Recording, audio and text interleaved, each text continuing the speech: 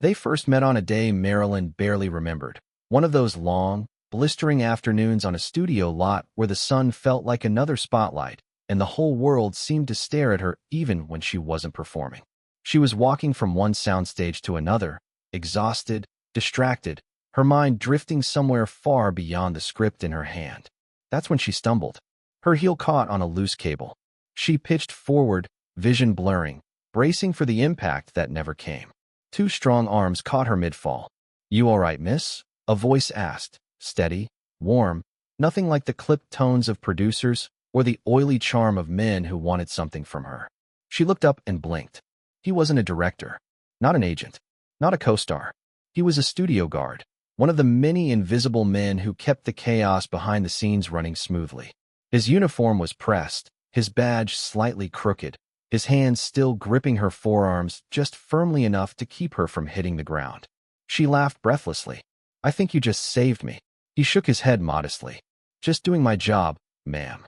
He didn't call her Marilyn, didn't call her Miss Monroe, didn't stutter or stare at her curves. Just ma'am, like she was anyone else. For a moment, she didn't know how to respond to being treated like a person. So she gave him a grateful smile, touched his arm lightly, and hurried off to her call. But she remembered him. Because that day, someone had seen her fall and chosen to hold her up without asking for anything in return. The second time he saved her life, she wasn't wearing heels. She wasn't on set. She wasn't being watched by photographers or assistants or fans. She was alone in her dressing room. The hours had been long, the pressure unbearable. The studio was threatening to replace her, the director was furious, and her nerves were frayed to threads. She hadn't eaten since morning. She hadn't slept in 2 nights. Her hands shook when she tried to touch up her makeup between scenes. Someone knocked on her door. She didn't answer. They knocked again, more urgently. Still nothing. Inside, she was slumped on the floor, dizzy from a dangerous cocktail of exhaustion, heat, and the prescription pills she relied on to stay functional. The room spun. Her breath came shallow. She tried to stand and couldn't. That was the moment the guard, the asterisk guard, opened the door. He wasn't supposed to. Guards didn't intrude on stars. But something had told him to check on her. Something quiet, instinctive, human. When he found her collapsed on the floor, he didn't shout or panic. He didn't run for the nearest executive who would spin the incident into a publicity nightmare. He didn't treat her like a star about to ruin a movie. He treated her like someone in danger. "Miss Marilyn," he crouched beside her, lifting her gently. "Stay with me, okay? I got you." Her eyes fluttered. "You again," she slurred weakly. "Yeah," he said with a half-smile. "Me again." He carried her, not called an ambulance, not alerted the vultures, carried her down the back hallway to a shaded rest area and stayed beside her until her breathing steadied and her dizziness passed. "Please don't tell anyone," she whispered, voice trembling with embarrassment. "I won't," he promised. "It's nobody's business." And he meant it. He could have gained favor with executives. He could have sold the story to tabloids. He could have leveraged her vulnerability for something he wanted. He did none of those things. He simply stayed beside her until she felt safe. From that day forward, she never forgot him. She greeted him every morning with the kind of warmth she rarely showed to anyone outside her inner circle. She brought him coffee sometimes, her way of repaying a debt he never asked her to acknowledge. On days when she arrived smiling but hollow, he was often the only one who noticed.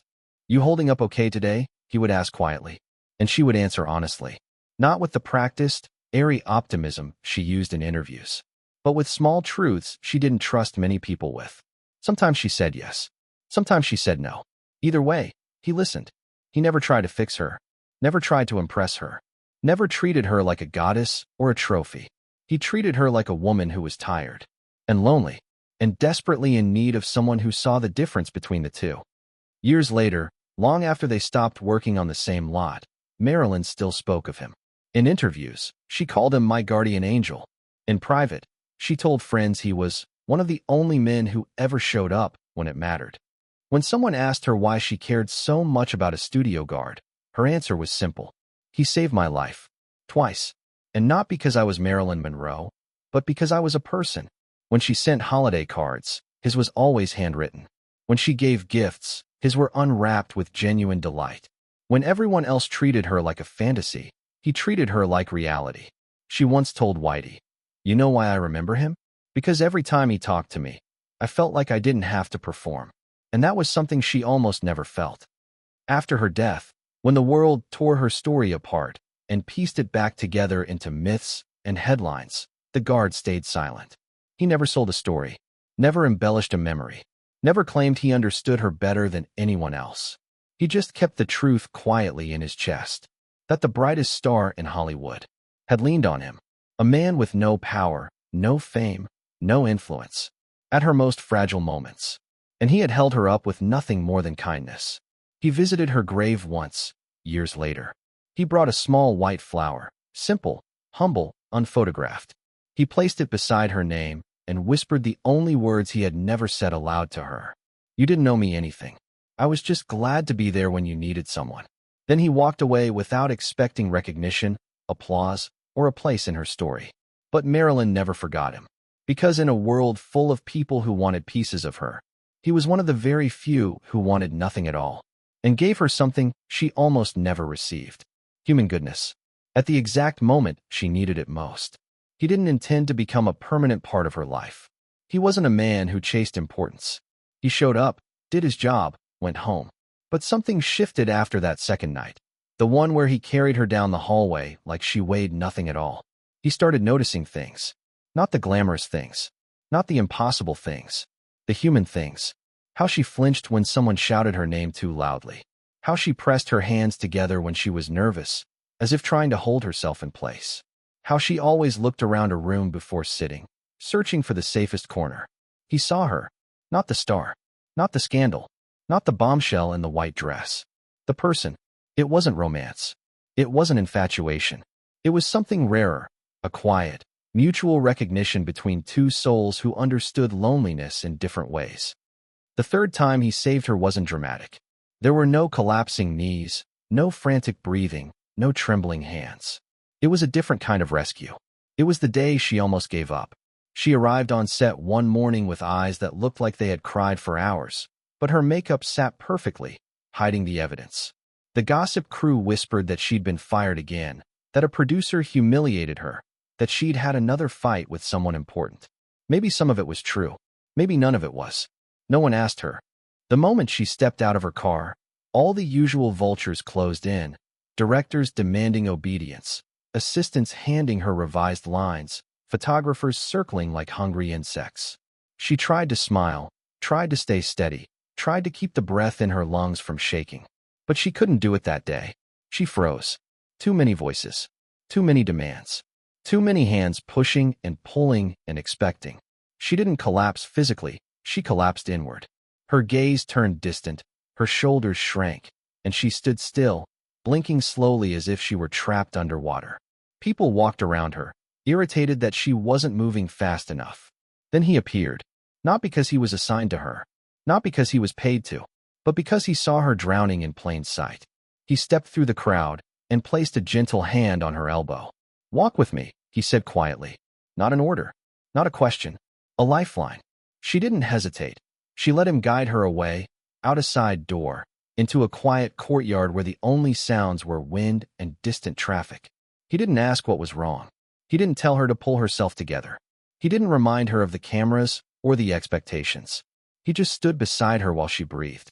After a long silence, she whispered, "I don't think I can keep doing this." He looked at her, not the icon, not the paycheck the studio was trying to salvage, not the tabloid fantasy. Her. "You don't have to," he said. She blinked at him, startled. Everyone else had told her the opposite her entire life. He continued softly, "You don't owe them every piece of yourself." Her lip trembled. "They don't believe that." "I'm not them," he said. "And you don't have to be what they want all the time."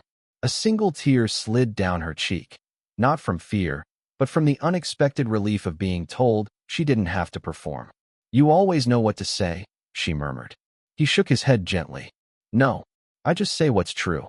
That was the turning point. Not the glamorous moments, not the famous ones, not the scenes everyone remembers. It was that moment. A simple kindness offered quietly, privately, without the world watching, that etched him into her heart. She began to ask for him on set. Not in a diva way, never that. She never made demands. She simply said, "Can he stand by the door today?" And no one questioned it. Not because she was difficult, but because the calm he brought to her had become impossible to ignore. Producers assumed he intimidated her into cooperating. Directors thought he kept her punctual. Assistants believed he reminded her of her cues. None of them understood the truth. He helped her breathe. He helped her stay grounded. He reminded her she wasn't alone in the room. When he was nearby, she didn't tremble as much before walking on set. When she felt panic rising, she looked for him instead of reaching for pills. When the world felt too loud, he lowered the volume with nothing but his presence. He didn't fix her. He didn't control her. He didn't push her. He stood with her. And that is sometimes all a person needs to survive. Years later, long after her passing, when Hollywood had turned her life into a collage of tragedy and beauty, someone found a small box in her home, filled with personal keepsakes she never threw away. Inside were a dried flower, a bus ticket, a folded napkin with a doodled sun, a silver key with no explanation, a simple studio ID badge. His badge, worn at the edges, slightly bent, the photograph faded. She had kept it. She had kept him. A single note was taped to the back in her handwriting. Asterisk for the man who showed up. Twice. And every time after. Asterisk. He never knew she saved it. He never knew she cried the day he was reassigned to a different lot. He never knew that when she thought about the people who truly cared for her, the list was short, and he was at the top. She never forgot him. Because kindness like his does not fade. It echoes. It imprints. It saves. Sometimes once. Sometimes twice. And sometimes in ways no one ever sees. He stayed in her orbit far longer than anyone realized. Not because she depended on him, but because she trusted him. In Hollywood, trust was rarer than fame, harder to earn, and almost impossible to keep. He earned it not through grand gestures, but through a quiet consistency she had never known from anyone else. There was a night near the end of her career when that trust deepened into something unspoken and irreversible. She had just finished a grueling day on set. Rewrites, reshoots, reprimands, all of it stitched together by exhaustion. When the director finally dismissed everyone, she went straight to her dressing room, locked the door, and sank onto the couch with her face in her hands. 10 minutes passed, then 20, then 30. She didn't move. Outside, the studio emptied. Conversations drifted away. Lights clicked off one by one. By midnight, the place was nearly silent. Except for him. He hadn't meant to linger. He was finishing his rounds when he noticed her car still parked in the lot, untouched. Her dressing room light still glowing faintly under the door. It wasn't unusual for Marilyn to work late, but something about the stillness unsettled him. He knocked softly. No answer. He hesitated, not wanting to intrude, but something inside him whispered that she needed someone to break the silence for her. "Miss Marilyn," he called gently. "You still in there?" He heard a faint inhale. Then nothing. He knocked again, a little firmer this time. "You okay?" Still nothing. He waited, listened, then finally made a decision. He unlocked the door with the Universal Studio key and stepped in slowly. She was sitting exactly as he imagined, shoulders slumped, hair falling forward, elbows on her knees. Not crying, not trembling, just empty. Her voice was so soft he barely heard it. "I thought everyone left." "Not everyone," he said. She let out a quiet breath that wavered just slightly. "I didn't want to go home." "That's all right," he replied. "You don't have to." She looked up at him then, eyes swollen, mascara smudged, vulnerability spilling through every fragile line. For the first time since he'd known her, she didn't hide it. "I don't think I have anything left tonight," she whispered. He didn't approach. He didn't hover. He simply stepped aside and sat on the opposite end of the couch, leaving a respectful space between them. Close enough that she wasn't alone. Far enough that she didn't feel cornered.